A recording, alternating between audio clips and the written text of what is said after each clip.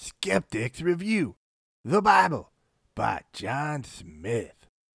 It's Job, Part 9. Here we are again, minions.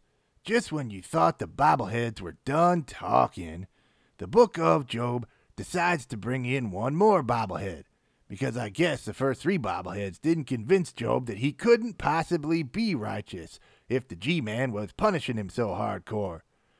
So bobblehead number 4, Elihu or Elihu or something, I think that's his name. Anyway, he walks in, having heard some of the conversation as it went down, and he waited until all the other bobbleheads were done talking. Excuse me, all you old guys, I know I'm just a young whippersnapper and all, but I thought I would let age speak before beauty, but my spirit moves me to speak to you now. My spirit being inspired by the Almighty himself. All of the other bobbleheads were amazed at this brash young bobblehead, and they all stayed silent to hear what he had to say. None of you old men convinced Job with your words, so I thought I would give it a try because my insides are like fermented wine in new wineskins, and the skins are ready to burst with delicious wine apparently. I must speak, and all this yummy wine will gush forth. Thanks for that image. You'd better listen, Job. Pay attention while my boozy, whiny words spill forth, metaphorically and physically. I am formed out of clay, just like you. I have heard you say that you are innocent and have done no wrong. God, who we all know is omnipresent and omnibenevolent, has somehow found fault with you. I tell you now that you are wrong. God is greater than any man. You complain that God does not answer you. Who are we that we can comprehend the words and ways of God? God speaks to us in dreams and visions, metaphorically and spiritually. God often speaks to us during our sleepy night-night times. In the terror of the night, he whispers in our ears to turn us from evil and sin and arrogance. Sometimes, a man might find food repulsive, and his body will waste away, and his bones will stick out, and he hears the messenger of death approaching. God may do this once, 2 or 1,000 times to a person for his ultimate master plan of saving their soul from the pit. If that man repents and accepts God again, then his flesh will be restored, and his hunger for food will be returned. That man will rejoice that God has lifted his burdens from him. Listen well, friend Job, I am teaching you great wisdom. Then the new bobblehead spoke to the other bobbleheads. You men are wise and clever, so now listen to my words. You know good food when you eat it, but not wise words when you hear them. Job claims that he is innocent, and God refuses to hear his case. Job is disrespectful to God. He hangs out with sinners.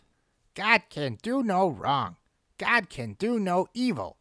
God treats people justly. Did someone else give God his power? No. If God wanted to, he could take your breath away and return you to dust. Listen if you are wise. God is the ultimate judge. He condemns the wicked.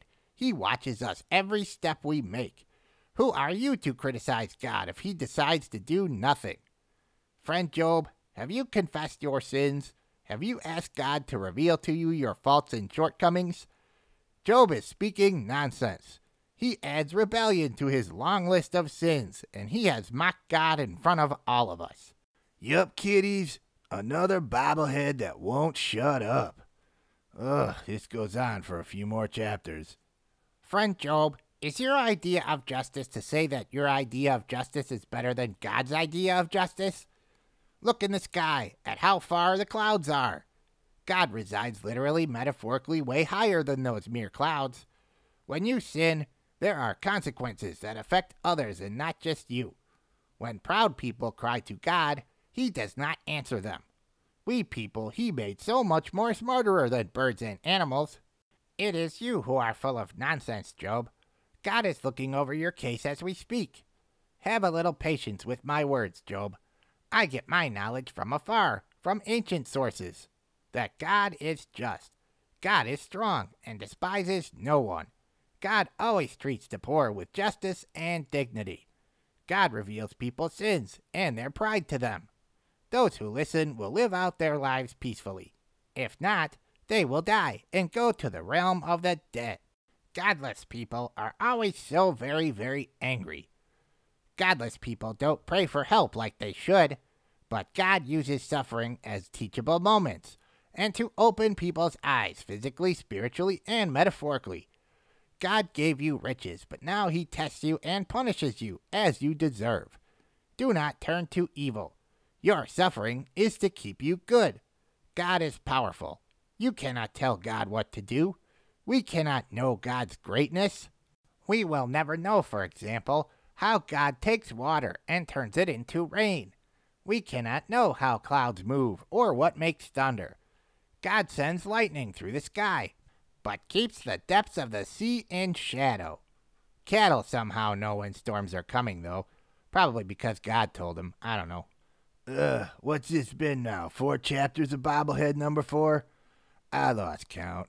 We're almost at the end, kiddies. Storms make my poor heart palpitate. God's voice is like thunder, and lightning flashes. We cannot understand the ways of God. Amazing and wondrous things happen at God's mere whim, like snow and rain, and wind and bitter cold. God sends rain specifically to punish us or to show us favor. He sends rain for no other reason than this. Listen some more, friend Job. Do you know how clouds float in the sky? No, you don't? How about sunsets? Those are a way for God to fill us with awe at his omnipresence. Hey, speaking of a storm, here comes one now. Wow, what a coincidence. A storm happens to be brewing just as Bobblehead number 4 keeps making so many blatant physical and metaphorical references to it. I wonder what will happen next. Tune in, minions, for the exciting conclusion of the Book of Job on the Skeptics Review channel.